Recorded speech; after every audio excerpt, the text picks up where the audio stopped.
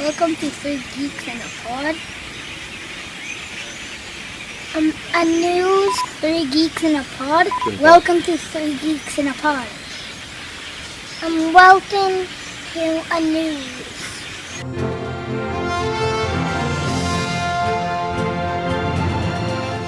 That adorable intro was brought to you by Jackson and Tyson.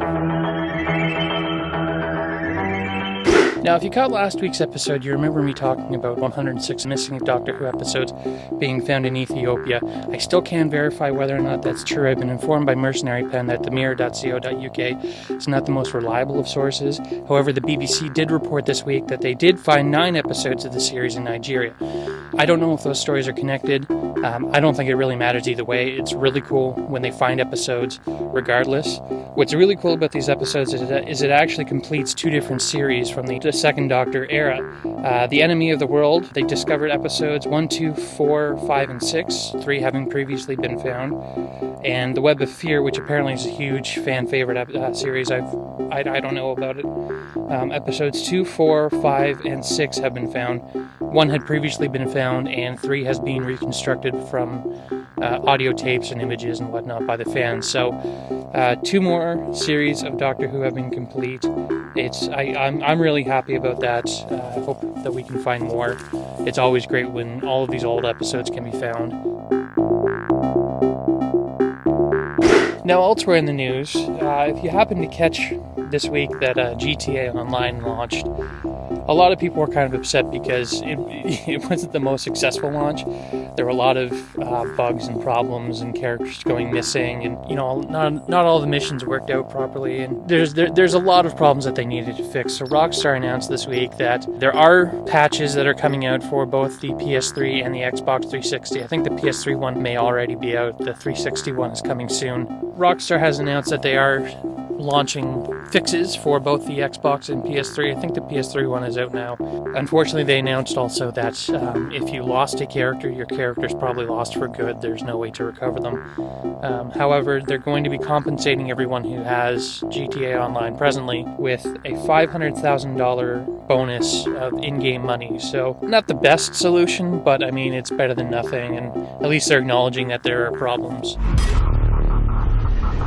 Now, continuing our coverage of Agents of S.H.I.E.L.D, we did actually see a bump in the ratings this week. It did beat out NCIS in the same time slot. But again, the quality's not really up to what I was kind of hoping it would be. There's still some kind of shaky acting, some of the writing's not all that great. There's still a lot of apt criticism about the series, and it's not really living up to expectations the way we'd hoped it would.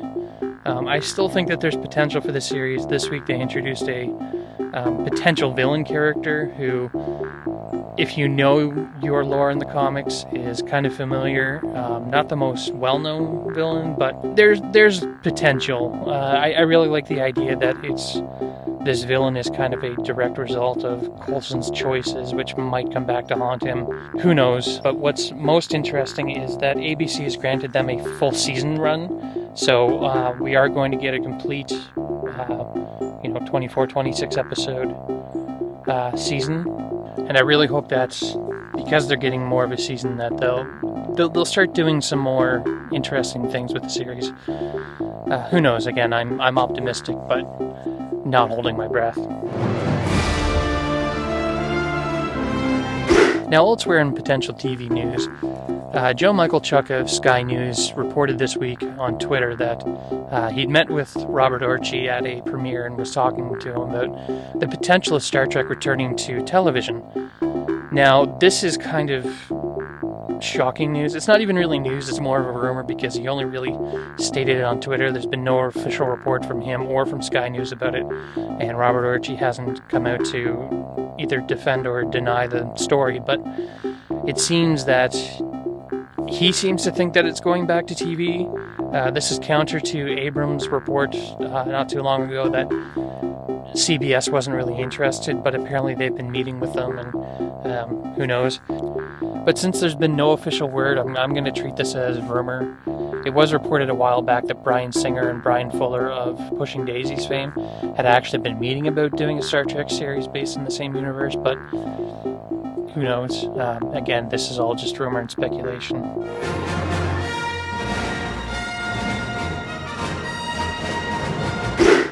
Now, our last story for the week, it was reported this week by Jet Lucas that his father actually has more involvement in episode 7 than we previously thought.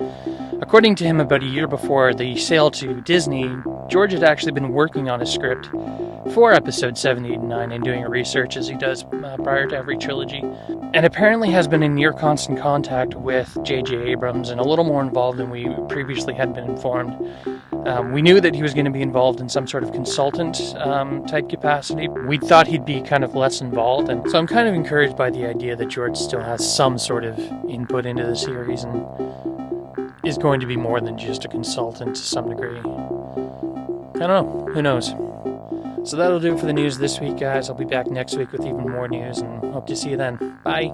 I wanted to make zucchini. I should get zucchini bread. Oh, we have 3 minutes. I can totally get zucchini bread. Whoa, you're not just gonna leave me here. Well, you Amanda!